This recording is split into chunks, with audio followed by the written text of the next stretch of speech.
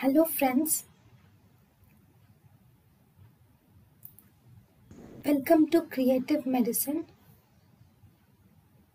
In this lecture, we will learn about.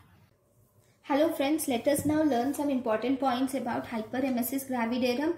Hyperemesis is increased vomiting in the pregnancy. Gravidarum is pregnancy. If there is increased and persistent vomiting in the pregnancy and this vomiting is associated with weight loss of more than 5% of that of pre-pregnancy weight, then we can call it as hyperemesis gravidarum. So because of the loss of vomiting, whenever there is vomiting, all the water is lost, so there is decreased BP, and sometimes because of vomiting there is decreased potassium, hypokalemia and hypochloremia is also seen. Because of loss of HCl is also lost, and as a result the patient may land up in alkalosis. So these are the major metabolic changes that occur due to hyperemesis gravidarum. Now, once the patient has excessive vomiting during pregnancy, then you will have to look at the risk factors. The risk factors, if you see, it is more common in primigravida, and if there is pregnancy occurs at younger age, then there is increased chances of hyperemesis gravidarum. And most importantly, you should not forget the hydatifor mole, because hydatifor mole produces more beta HCG. Beta HCG has alpha subunit which is almost similar to alpha subunit of TSH. So as a result, beta HCG will activate TSH, and thus because of activation of TSH it causes hyperthyroidism definitely, and this beta HCG will also result in vomiting. See, vomiting is mainly caused due to beta HCG, and because of this TSH there is hyperthyroidism also. So this is one way by which you can correlate it. Then if you see, one more thing is whenever there is multifetal gestation. Multifetal gestation will also cause, will also result in hyperemesis gravidarum. This is also because of increased levels of beta HCG can cause multifetus, can cause hyperemesis gravidarum. Right. So, if you see in the pregnancy, what are the things that are elevated in pregnancy?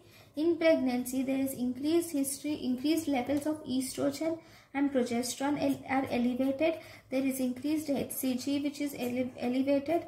There is increased T3 is elevated, obviously, right, because of beta HCG which will stimulate the, beta HCG resembles this TSH and thus it stimulates T3 and T4, and thus obviously T3 and T4 are increased in the pregnancy because of increased beta HCG.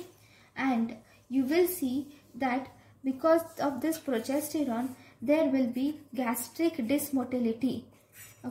Because of this gastric dysmotility and relaxation of lower esophageal sphincter, the patient can have reflux also, and this reflux can also predispose to nausea and vomiting in the patient. Right. There are some genetic factors also. If there is history of hyperemesis gravidarum in family, then there is increased chances of the patient developing hyperemesis gravidarum. So if there is hyperemesis gravidarum, as I have already said, there will be electrolyte electrolyte changes, like there will be decreased BP, hypokalemia, hypochloremia and alkalosis. Metabolic alkalosis are seen in the patient. And sometimes because of this hyperemesis gravidarum, whatever the patient eats, she starts to vomit off, and as a result there will be deficiency of vitamins is noted, like there will be vitamin K and vitamin B1 deficiency is most commonly noted. And because if there is excessive vomiting, then this can result in something called as Mallory-Weiss. Because of this excessive vomiting, there can be rupture of mucosa of esophagus leading to hematemesis. So that is blood stained vomiting. So that is one of the complication due to this hyperemesis gravidarum. Right. This hyperemesis gravidarum, in most of the patients, it is normal. Okay. Then normally, if you see, it begins at 5 to 6 weeks and peaks at almost 8 to 9 weeks, and then it resolves completely by 12 to 14 weeks. Okay, this is normally. Normally it starts at 5 to 6 weeks and peaks at 8 to 9 weeks, and then it resolves by 12 to 14 weeks of age. Right? Right. Then after this, if you will have to do normal investigations, and the main treatment of this disorder is asking her to take small frequent meals.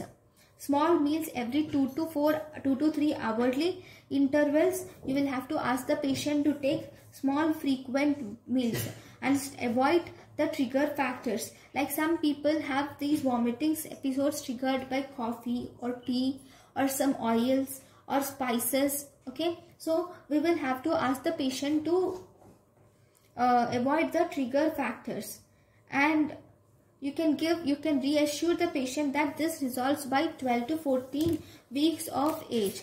And you will have to do a drug therapy. Even then you should give you should give intravenous thiamine injections can be given. If there are any fluid and electrolyte imbalances, which I have told, all of them should be resolved. Okay, and you should give pharmacotherapy. In the pharmacotherapy, we can use doxylamine succinate, can be given 10 milligrams 1 to 2 times daily. Orally we can give, or we can give diphenhydramine, can be given 25 milligrams 6 hourly. Orally we can give. Okay, you can also try dopamine antagonist like metoclopramide, or you can try promethazine, can also be tried. Okay, sometimes we can try ondansetron, which is a selective serotonin antagonist, can be tried for this hyperemesis gravidarum. So this is about important points about hyperemesis gravidarum. Thank you guys for watching my lecture. Thank you. Thank you, and thank you for watching.